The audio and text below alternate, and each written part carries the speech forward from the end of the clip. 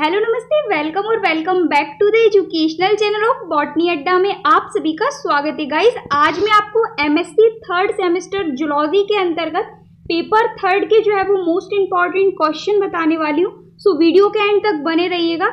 ये जो आपका थर्ड पेपर है जो कि आपका ऑप्शनल पेपर है, इसका नाम है आपका सेल बायोलॉजी। ठीक है, यदि आपने इसका सिलेबस चेक नहीं किया है तो आप इसका सिलेबस जरूर चेक कर लीजिएगा।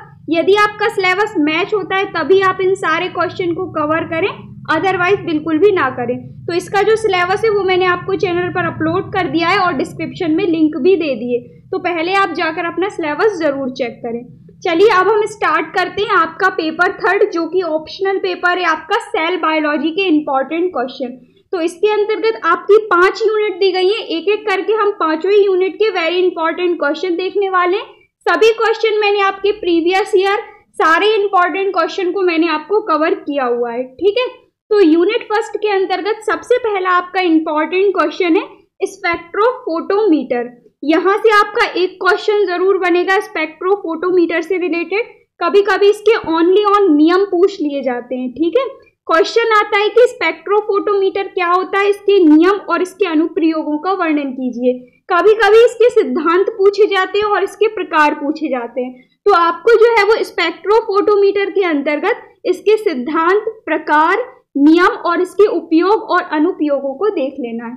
ठीक है, इसके नियमों में 4 से 5 नियम दिए गए हैं, जिसमें आपको बियर लैम्बर्ट नियम और लैम्बर्ट नियम, बियर लैम्बर्ट 2 अलग अलग नियम है, दोनों को एक के नाम से भी जाना जाता है, बियर लैम्बर्ट नियम के नाम से। ठीक है, सो आपके एग्जाम में क्वेश्चन बनता है स्पेक्ट्रोफोटोमीटर क्या होता है, इसके अंतर्गत बियर लैम्बर्ट नियम को समझाइए। तो आपको इन दोनों नियमों को देख लेना है, दोनों आपके अलग अलग नियम है। ठीक है, लेकिन नाम दोनों का ज्वाइंट है, बियर लैम्बर्ट नियम करके आपका पूछा जाता है। इसके बाद सेकंड क्वेश्चन है आपका टिप्पणी लिखिए, एज इट इज पूछा जाता है। ये आपका MMR और ESR इन दोनों पर आपकी टिप्पणी हर बार मैंने देखी है, प्रीवियस ईयर 2-3 साल कंटिन्यू जो आपके प्रीवियस ईयर पेपर है उनमें आपका ये क्वेश्चन पूछा गया है। ठीक है, तो इसीलिए मैं कहती हूँ ये सारे क्वेश्चन आपके मोस्ट इंपॉर्टेंट हैं। इसके बाद थर्ड क्वेश्चन है आपका फ्लोरोमीटर। फ्लोरोमीटर क्या है, इसका उपयोग कैसे किया जाता है, साथ ही साथ ये जो आपका फ्लोरोमीटर होता है ये एक टाइप की स्पेक्ट्रोस्कोपी होती है और इसको जो है वो फ्लोरोसेंस स्पेक्ट्रोस्कोपी के नाम से जाना जाता है। ठीक है, तो आपके एग्जाम में यदि फ्लोरोसेंस स्पेक्ट्रोस्कोपी आ जाए तो भी आपको कंफ्यूज नहीं होना है, और यदि आपके एग्जाम में फ्लोरोमीटर आ जाए तो भी आपको कंफ्यूज नहीं होना है। दोनों ही आपकी एक टाइप की स्पेक्ट्रोस्कोपी होती है। यहाँ से आपका क्वेश्चन बनता है फ्लोरोस्पेक्ट्रोस्कोपी या फिर फ्लोरोमीटर के सिद्धांतों का वर्णन कीजिए। तो ये जो आपके फ्लोरोमीटर या फ्लोरोस्पेक्ट्रोस्कोपी है इसके जो सिद्धांत है वो मोस्ट इंपॉर्टेंट है। ठीक है, और इनका जो है वो यूजेस भी आपको देख लेना है। देन इसके बाद नेक्स्ट क्वेश्चन है आपका टिप्पणी लिखिए। टिप्पणी लिखिए करके आपके एग्जाम में पूछी जाती है एटॉमिक फोर्स या फिर परमाणविक बल सूक्ष्मदर्शी, और दूसरी आती है आपकी सेल सर्टिंग सिद्धांत। इसमें जो आपका पहला एटॉमिक फोर्स ये आपका इंपॉर्टेंट है, तो इसको आप देख लीजिएगा। और दूसरी आपकी जो सेल सर्टिंग सिद्धांत है ये आपका नॉर्मली कम पूछा गया है, 1 से 2 बार ही पूछा गया है। ठीक है, तो यहां से मैंने आपको 4 से 5 क्वेश्चन बताए फर्स्ट यूनिट के अंतर्गत, जिसमें आपका पहला मैंने आपको स्पेक्ट्रोफोटोमीटर बताया, जिसके अंतर्गत मैंने आपको बियर लैम्बर्ट ये 2 नियम बताए। देन मैंने आपको स्पेक्ट्रोस्कोपी के अंतर्गत फ्लोरोस्पेक्ट्रोस्कोपी बताई या फ्लोरोसेंस स्पेक्ट्रोस्कोपी बताई। इसके बाद मैंने आपको टिप्पणी बताई MMR, ESR, सेल सर्टिंग और एटॉमिक फोर्स पर। यहाँ से आपकी 1 से 2 टिप्पणी पूछी जाएंगी और क्वेश्चन में आपके 1 से 2 क्वेश्चन पूछे जाएंगे। ठीक है, तो इनको आपको देख लेना है यूनिट फर्स्ट के अंतर्गत। अब हम देखते हैं यूनिट सेकंड। तो जो आपकी यूनिट सेकंड है यहाँ से आपका पहला जो क्वेश्चन है वेरी वेरी इंपॉर्टेंट है, जो कि आपका इम्यूनोलॉजी। इम्यूनोलॉजी को प्रतिरक्षा प्रणाली के नाम से जाना जाता है, हिंदी में कहते हैं प्रतिरक्षा प्रणाली। ठीक है, और इसको इंग्लिश में कहा जाता है इम्यूनोलॉजी। तो यहाँ से आपका क्वेश्चन बनता है इम्यूनोलॉजी क्या होती है, इसकी तकनीकों का वर्णन कीजिए। ठीक है, ये आपका क्वेश्चन प्रीवियस ईयर पूछा गया था।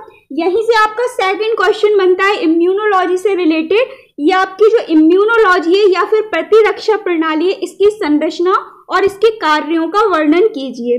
ठीक है, दोनों क्वेश्चन बनते हैं आपके इम्यूनोलॉजी से रिलेटेड। फिर आपका थर्ड क्वेश्चन बनता है यूनिट सेकंड के अंतर्गत जेल इलेक्ट्रोफोरेसिस, इसे हिंदी में कहा जाता है वैद्युत कण संचलन। ठीक है, तो ये जो आपकी जेल इलेक्ट्रोफोरेसिस है ये क्या होती है, सबसे पहले आपको इसकी डेफिनेशन कर लेना है। देन इसके बाद इसके घटक दिए गए हैं, 4 से 5 इसके कंपोनेंट्स दिए गए हैं, जिसमें आपको बफर, सैंपल, माध्यम यानी मीडियम और उपकरण, इन सभी का वर्णन बहुत ही अच्छी तरीके से देख लेना है, क्योंकि यहाँ से जब आपका जेल इलेक्ट्रोफोरेसिस से यदि क्वेश्चन बना तो इसके कंपोनेंट आपके एग्जाम में पूछे जाते हैं। ठीक है, तो आशा करती हूँ क्लियर हुआ होगा आपको थर्ड क्वेश्चन। इसके बाद नेक्स्ट है आपका फोर्थ क्वेश्चन, जो कि आपका जेल इलेक्ट्रोफोरेसिस से रिलेटेड है। 2D यानी द्विकर्णीय जेल इलेक्ट्रोफोरेसिस का सिद्धांत, ये भी आपका मोस्ट इंपॉर्टेंट है, प्रीवियस ईयर पूछा गया था। ठीक है, इसके बाद नेक्स्ट है स्ट्रीम सेल्स क्या होती हैं, इसकी परिभाषा, इसके प्रकार और इसके उपयोग आपको देख लेना है, इंपॉर्टेंट है ये भी question. Then one of the most important question है आपका एक्सरे क्रिस्टलोग्राफी।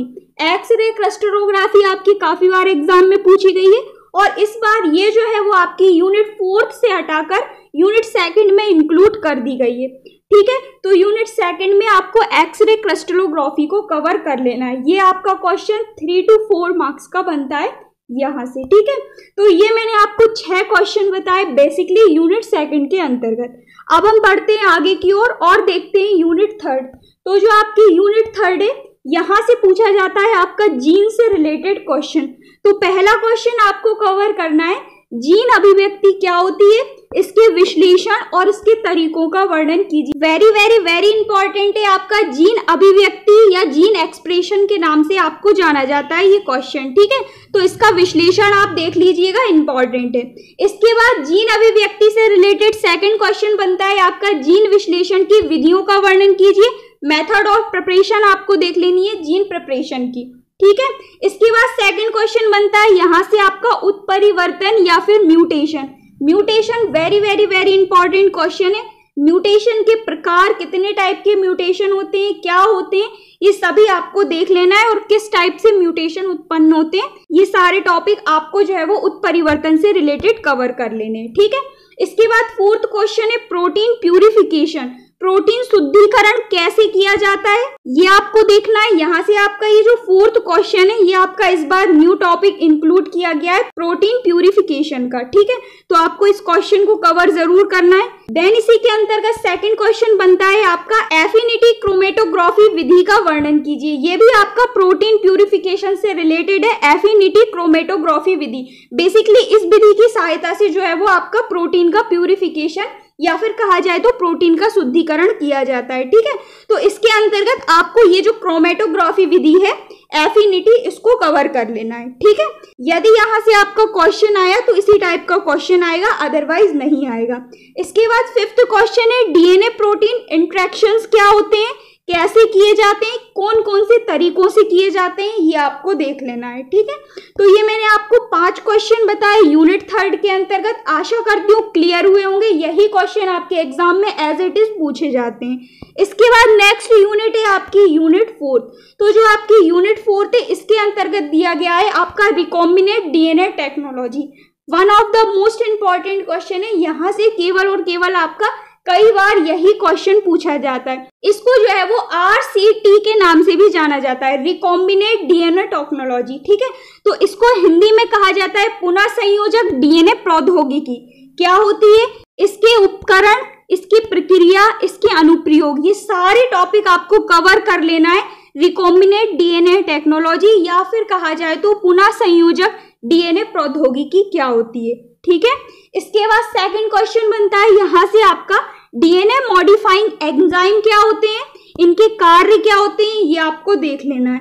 देन इसके बाद फिर आपका थर्ड क्वेश्चन बनता है रिकॉम्बिनेंट डीएनए टेक्नोलॉजी से इसकी विशेषताओं से related. Very very very important है पूरा का पूरा आपका रिकॉम्बिनेंट डीएनए टेक्नोलॉजी। ठीक है, इसके बाद फोर्थ क्वेश्चन है आपका PCR अर्थात कहा जाए तो पॉलीमरेज चेन रिएक्शन क्या होती है, इसकी पूरी की पूरी 4 से 5 इसके अंतर्गत आपकी जो है वो विधियां दी गई है, वो आपको देख लेना है। ठीक है, तो ये 4 क्वेश्चन मैंने आपको बताया यूनिट फोर्थ के अंतर्गत। अब हम देख लेते हैं लास्ट यूनिट जो कि है आपकी यूनिट फिफ्थ, और इसके अंतर्गत दिया गया है सबसे पहला इंपॉर्टेंट क्वेश्चन, जो कि आपका डीएनए फिंगरप्रिंटिंग, इसे हिंदी में कहा जाता है डीएनए अंगुली छापन। ठीक है, तो ये जो प्रोसेस है ये क्या होती है, इसकी परिभाषा, इसके उपयोग, अनुप्रयोग और ये जो प्रोसेस है इसकी विधि आपको देख लेना है, कैसे क्या ये पूरी प्रोसेस होती है आपकी, और इस विधि के अंतर्गत चरण दिए गए हैं, स्टेप्स दी गई हैं, तो स्टेप्स के थ्रू आपको ये पूरी की पूरी विधि कर लेनी है। ठीक है, तो यहाँ से आपका पहला क्वेश्चन मोस्ट इंपॉर्टेंट है, जो कि आपका डीएनए फिंगरप्रिंटिंग या फिर कहा जाए तो डीएनए अंगुली छापन। देन सेकंड क्वेश्चन है आपका रिवर्स ट्रांसक्रिप्शन चेन रिएक्शंस पर संक्षिप्त टिप्पणी लिखिए। प्रीवियस ईयर से भी प्रीवियस ईयर पूछा गया था आपका ये क्वेश्चन। इसके बाद नेक्स्ट क्वेश्चन है आरएनए एनालिसिस क्या होती है, इसकी प्रक्रिया दी गई है आपकी पूरी की पूरी, इसकी जो प्रोसेस है मोस्ट इंपॉर्टेंट है। तो ये जो क्वेश्चन है आपके एग्जाम में एज इट इज पूछे जाते हैं, या फिर पूछा जाए तो जीनोम विश्लेषण, या फिर कहा जाए तो डीएनए फिंगरप्रिंटिंग, या फिर आरएनए एनालिसिस, ये सारे क्वेश्चन आपके एग्जाम में पूछे जाने वाले हैं। ठीक है, और इस बार भी ये सारे क्वेश्चन आपके एग्जाम में आएंगे, तो ये सारे क्वेश्चन आप अच्छी तरीके से कवर कर लीजिएगा। कोई भी डाउट हो आप मुझे नीचे कमेंट करके बता दीजिएगा। इससे पहले मैंने आपको paper first, paper second, paper third और पेपर फोर्थ के इंपॉर्टेंट क्वेश्चन ऑलरेडी चैनल पर अपलोड कर दिए, सेपरेट प्लेलिस्ट भी बना दी है। यदि आपने नहीं चेक किए तो डिस्क्रिप्शन में मैंने लिंक दे दिए, वहां से जाकर आप चेक कर सकते हैं। ठीक है, सभी की जो पीडीएफ, पीपीटी जो भी होती है वो मैं आपको टेलीग्राम पर अपलोड कर देती हूँ, तो वहां से जाकर आपको टेलीग्राम ज्वाइन कर लेना है। ठीक है, सारी पीपीटी, पीडीएफ वगैरह आपको वहां पर मिल जाएंगी। तो आशा करती हूँ वीडियो आपको क्लियर हुआ होगा। कोई भी डाउट हो आप मुझे नीचे कमेंट करके बता दीजिएगा। मिलते हैं नेक्स्ट वीडियो में न्यू टॉपिक के साथ। So thank you so much for watching, keep on learning.